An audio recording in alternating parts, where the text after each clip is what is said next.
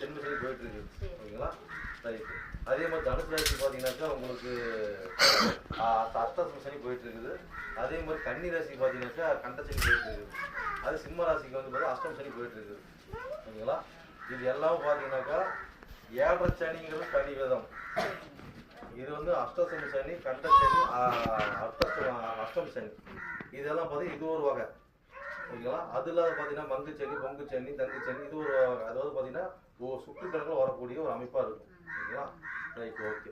இப்போ வந்து பார்த்தீங்கன்னா இப்போ மகர ராசி உங்கள் ராசினர் எங்கே போகிறாரு? 2ஆம் இடத்துல மேலே போயிட்டு இருக்காரு. இப்போ அப்படியே வந்து ஒவ்வொரு ராசிக்காக நம்ம வந்து ஒரு சின்ன லைட்டாக பலனை பார்த்துட்டு அப்படி அடுத்த பூஜைக்கு போயிடலாம். ஓகே. பூஜை பலன் போகலாம்னு வைங்க. ராசி பலன் போகலாம்னு. ரைட். ஓகே. இப்போ வந்து மேச ராசிலேருந்து வருவோம். இப்போ வந்து பார்த்தீங்கன்னா ஒரு குடும்பத்தில் பார்த்தீங்கன்னாக்கா பலப்பட்ட ராசி இருக்கும். எல்லாம் ஒரே ராசி, ஒரே நட்சத்திரம், ஒரே ரகமாக இருக்கும். இருக்கிறது வாய்ப்பு ரொம்ப குறைவு. ஏதோ அத்திபூத்தமாக தான் ஒரு 1 2 பேர் 3 பேர் இருப்பாங்க. மற்றதெல்லாம் பார்த்தீங்கன்னா பிரிஞ்சு இருக்கும். ஓகேங்களா?